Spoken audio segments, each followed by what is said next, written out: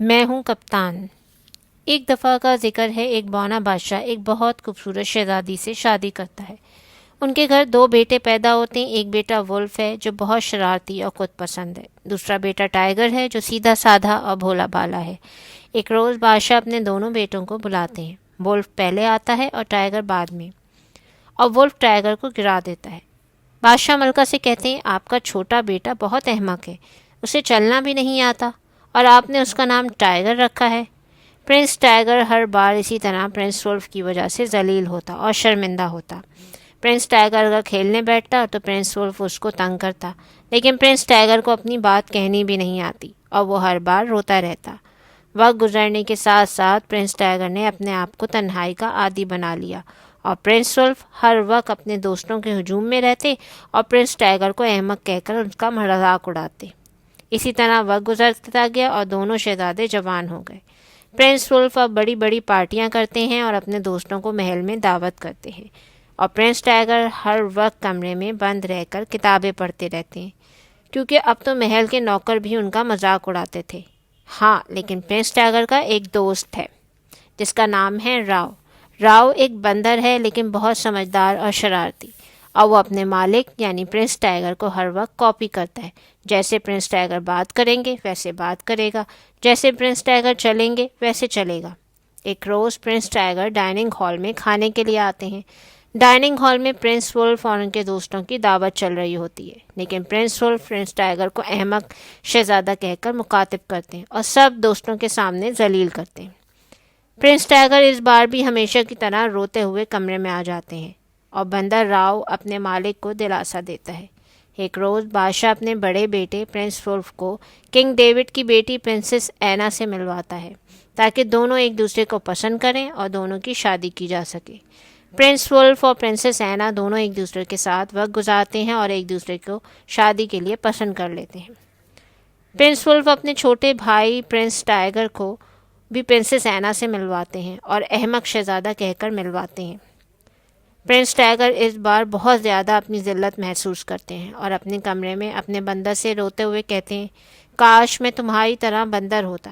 یہ کہتے ہی بندر کی روح پرنس ٹائیگر میں چلی جاتی ہے، اور پرنس ٹائیگر کی روح بندر کے اندر چلی جاتی ہے، اور بندر راؤ جو اب پرنس ٹائیگر بن چکا ہے کہتا ہے، چلو اچھا ہے میں پرنس ٹائیگر بن گیا، اب کم سے کم میں آپ کو یہ سکھا سکوں گا کہ لوگوں سے پیش کیسے آنا ہے۔ پرنس ٹائیگر اور بندر راؤ کمرے سے باہر جاتے ہیں، اور گھر کی میڈ اس بار بھی پرنس کا مذاق اڑاتی ہے۔ بندر راؤ جو اب پرنس ٹائیگر میں تبدیل ہو چکا ہے کہتا ہے، تم دونوں کو بات کرنے کی تمیز نہیں، میں ابھی تم لوگوں کو نوکری سے برخاست کرتا ہوں۔ دونوں میڈس معافی طلب کرتی ہیں شہزادے سے، اور بندر راؤ ان کو معاف کرتا ہے اور آگے بڑھتا ہے۔ پرنس ٹائیگر سے کہتا ہے، اب مالک آپ مجھ سے سیکھ لیں کیسے لوگوں سے پیش آنا ہے۔ پرنس ٹائیگر اور بندر راؤ ایک روز محل سے باہر چہل قدمی کے لیے جاتے ہیں۔ وہاں دو آدمی شہزادے کو احمق کہہ کر مذاق اڑاتے ہیں۔ اس بار بندر راؤ سپاہیوں کو بلوا کر دونوں آدمیوں کو جیل میں ڈلوا دیتا ہے۔ ایک روز بندر راؤ اور پرنس ٹائیگر ایک سپاہی کو سبزی فروش سے بھتہ وصول کرتے ہوئے دیکھ لیتے ہیں۔ فوراً بندر راؤ جو پرنس ٹائیگر بنا ہوا ہے سپاہیوں کو بلوا کر بھتہ خوروں کو پکڑوا دیتا ہے۔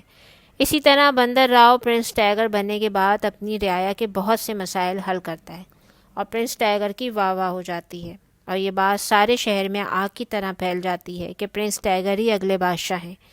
اب تمام ریاست کے لوگ بھی پرنس ٹائیگر کی عزت کرنے لگے ہیں۔ پرنس ٹائیگر کی بڑھتی ہوئی مقبولیت کو دیکھتے ہوئے کنگ ڈیوڈ اپنی بیٹی کا رشتہ پرنس ٹائیگر سے کرنا چاہتے ہیں، کیونکہ ان کو لگتا ہے کہ پرنس ٹائیگر ہی اگلے بادشاہ بنیں گے۔ پرنس ولف بہت احتجاج کرتے ہیں اس کے لیے۔ پرنسس اینا سے بھی پوچھا جاتا ہے کہ وہ بتائیں وہ کس سے شادی کریں گی، لیکن پرنسس اینا بھی پرنس ٹائیگر کو ہی شادی کرنا چاہتی ہیں، کیونکہ انہیں بھی یہی لگتا ہے کہ پرنس ٹائیگر ہی اگلے بادشاہ بنیں گے۔ اب پرنس ٹائیگر کو بلایا جاتا ہے اور ان سے پوچھا جاتا ہے کہ کیا وہ پرنسس اینا سے شادی کرنا چاہتے ہیں۔ پرنس ٹائیگر جو اصل میں بندر راؤ ہے وہ جواب دیے بغیر معذرت کر کے کمرے میں چلا جاتا ہے۔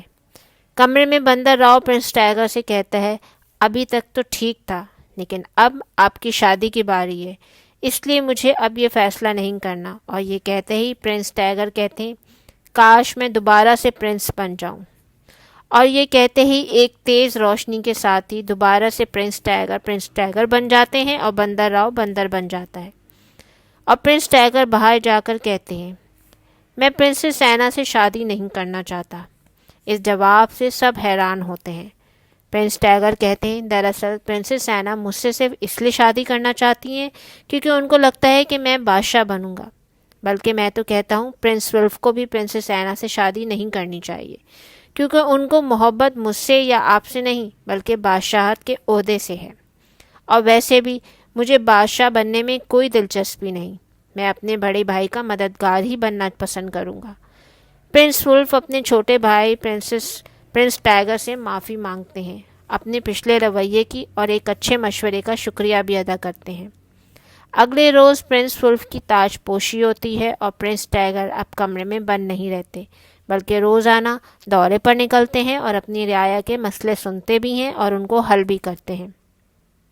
اور اب تمام لوگ ان کو نہ تو پرنس احمق کہتے ہیں اور نہ پرنس ٹائیگر بلکہ سب ان کو پرنس کپتان کہتے ہیں.